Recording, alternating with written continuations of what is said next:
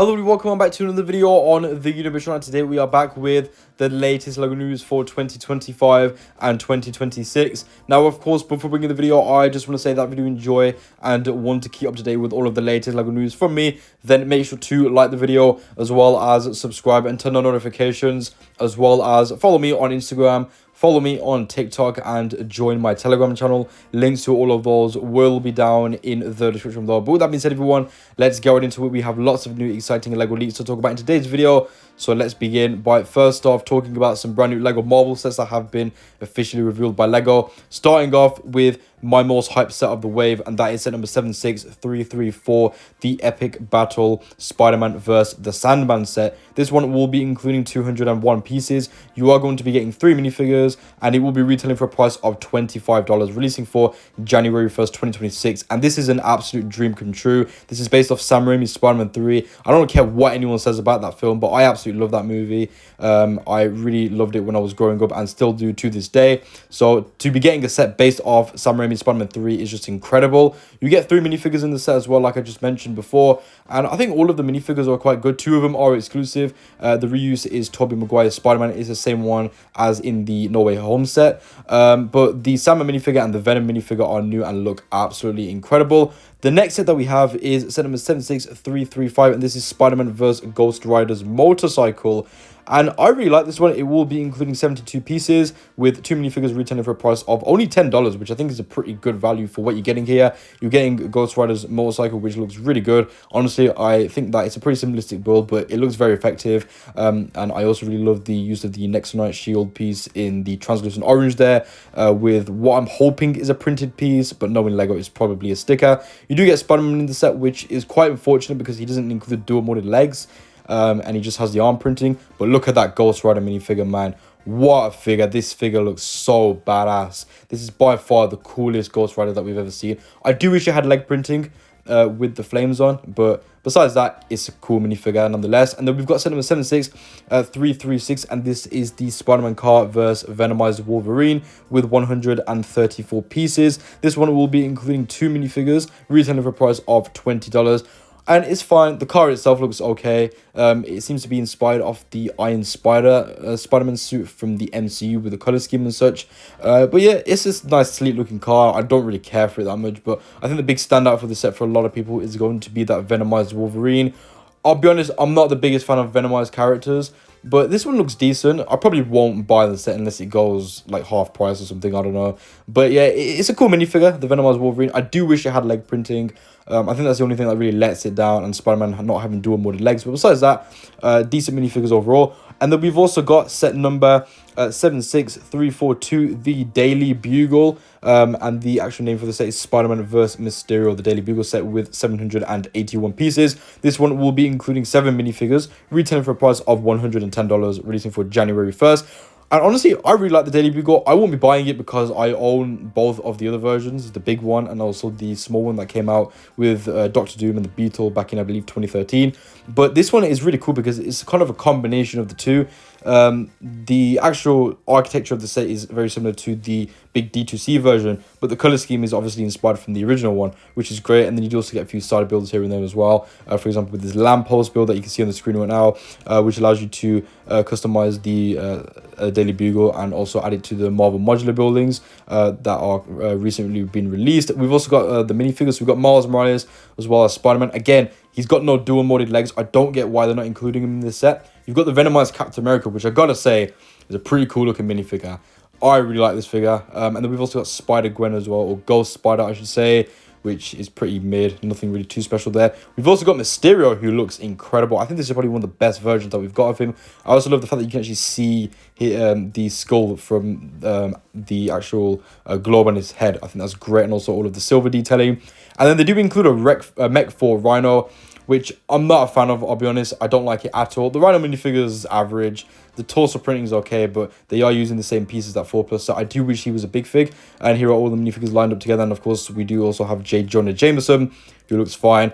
The next set that we have is the Hulkbuster versus the Hulk set, being set number 76343. This one will be including 413 pieces, and it will be including 2 minifigures, retailing for a price of $50. And I own the original Age of Ultron Hulkbuster set. But man, I really like this one. I didn't initially like the Hulkbuster when I first saw the pictures, but after looking at it for a few days, it's really grown on me. I think that Lego did a great job on it. Honestly, it looks really nice. It's definitely a lot better than the Age of Ultron version, which is not what I thought initially, but now I do. We've also got the new Hulk as well, who comes with this really cool face print, which looks great. And then you can actually fit the Iron Man minifigure into the cockpit, and you'll see that he's got arm printing, which is just crazy. This is the second Iron Man minifigure to have arm printing after the Silver Centaurian, which was a polybag. And that was a very hard minifigure to get your hands on. And then we've actually got a pretty surprisingly good set, and this is set number 76344, the Iron Man Mark III Collector's Edition. And wow, this includes 1,297 pieces. You do get one minifigure, being the Iron Man Mark III, which is an updated version. It's also got arm printing, which looks bloody brilliant, and it will be retailing for $130. Now, when we heard about this set, I did not care less. I wasn't excited for it, and I wasn't planning on buying it, but after seeing the images, man, this set looks incredible. I will be buying this one at some point. Probably not day one, but I will be buying it at some point before it retires. I think that the designer did an absolutely incredible job. The only thing that's not the best is the face. But the thing is, with these Bulldog characters, especially with Iron Man, for example, you know, the head is difficult to do. And I think that it looks good enough. It doesn't look like an abomination, unlike the Mark IV bust that they did. That is despicable, but this one actually looks decent. And the rest of the body as well just looks incredible. It's pretty much perfect, besides the head being slightly off, but it still looks okay, and it still looks decent enough. And it is also attached to the stand as well. And here are the measurements on the screen right now for any of you who are wondering about it. And then we've got one last Lego Marvel set that has been revealed, and this is the Doc Ock mech versus Spider-Man mech, which is fine. Honestly, I do not care less about this set. This is just... it's mid. You do get a new Doc Ock minifigure though in the set, but we can't really see it very well from the images. Anyways, moving on to Lego Ninjago. We've actually got the brand new Lego Ninjago Legacy. That set that has been revealed, being set number 71858, and this is the blacksmith set. And honestly, I really like this one, the 4 weapons blacksmith with 1,259 pieces. It comes with 6 minifigures, and it will be retailing for a price of $100, releasing for January 1st. Now, if you are a fan of the channel and you have been watching my videos for a while, you will know that I don't really care for Ninjago. However, I gotta say, this set looks really good. And I believe this is the 4 weapons blacksmith is the first scene that you see from Ninjago from the very first episode. But yeah, it looks great even for a non-Ninjago fan. It's a really cool looking set. The blacksmith itself looks very, very nice. It is also fully enclosed as well, and it's on hinges, so you can actually open it up to reveal the interior, which I think for the space that they've got, it looks pretty decent. The minifigures are also pretty good as well. Not really familiar with all of them. I know this one is Kai in the blacksmith outfit, which is quite cool to see. I believe this is Maya, and then we've also got this in the minifigure right here as well, which comes with this really nice map piece. But yeah, it's a great set, and you do also get one of the anniversary minifigures in the set as well, which is a great addition. I know the fans are absolutely going to love that. And then thanks to Max Sport, we've actually got a bit of an update regarding set number 71861, the Old Town, which will be retailing for $310, as we now have the list of all the minifigures that will be included in the set, and those are going to be the following.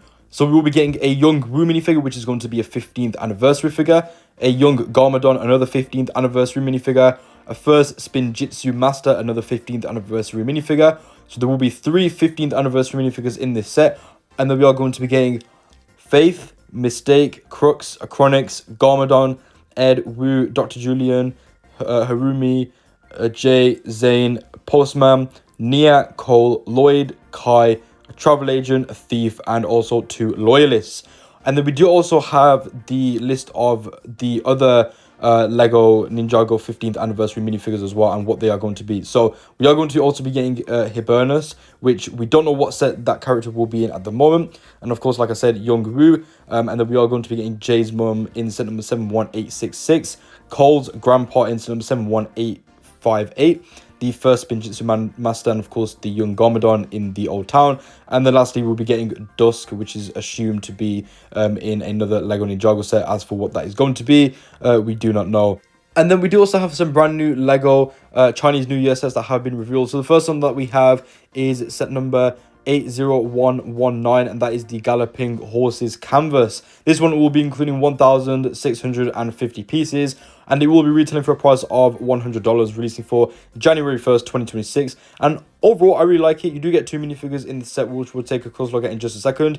But I think that the actual canvas itself, it honestly looks really, really nice. I love that background that they've got there, and I believe that will be all prints as well. And then you also get this little side build as well, which has a table on where you can put both of the minifigures. There is also a knob as well on the sides, which allows you to move the horses at the front, which I will say, even though they are brick built, they look very, very good. I think Lego absolutely knocked it out of the park, and whilst I probably won't buy the set, it is a really nice looking display piece, and I think a lot of people who are into these Chinese New Year sets in general will definitely love it. And then we've also got this set right here, which is set number 80118. And that is the Fortune Firecracker with 1,039 pieces. And this one will be retailing for a price of $80. I believe that you'll be able to hang this one on the wall. And as you can see, it does have a little interior, which you can actually open up, which is really cool to see. And then you can put some of the minifigures inside of that as well. As you can see from the images, it is open and closed. And then we've also got a few lifestyle pictures as well. And as you can see from the lifestyle pictures, it is relatively decent in the size, which is definitely good because it is $80, which is pretty pricey. But yeah, overall, I think that this set as well is really great. And then here are all of the minifigures that you are getting in the set. So you're actually getting 6 minifigures in total, which is great. And all of them honestly look really, really nice. And then the last one that we have is set number 40864, the Fortune Master, recommended for ages 9 and over. This one will be including 386 pieces, and it's going to be retailing for a price of $30, releasing for January 1st, 2026. And honestly, I really like this one. It turned out a lot better than I thought it was going to be, honestly. I think that Lego absolutely knocked it out of the park, especially with the face as well. It looks really great. And I also love all of the printed eyes that they've included as well, just to allow for extra expressions for the Fortune Master. And then we did also get the official reveal of set number 10356, the Lego Icons USS Enterprise NCC 1701D from Star Trek. This one will be including 3,600 pieces, and it will be including 9 minifigures, retailing for a price of $400, £350 or $380, and it will be available from the 28th of November. Now, first thing I do want to say, I'm not a fan of Star Trek at all. I've watched the films like once and I didn't like them. I prefer Star Wars a lot more, and I would rather spend that £350 on a Lego Star Wars set. However, I think the ship itself looks pretty good. I'm a big fan of sci-fi and space in general, and it's a very sleek looking model, I will say. I love the design of the ship. Would I buy it? Probably not, because it's quite expensive.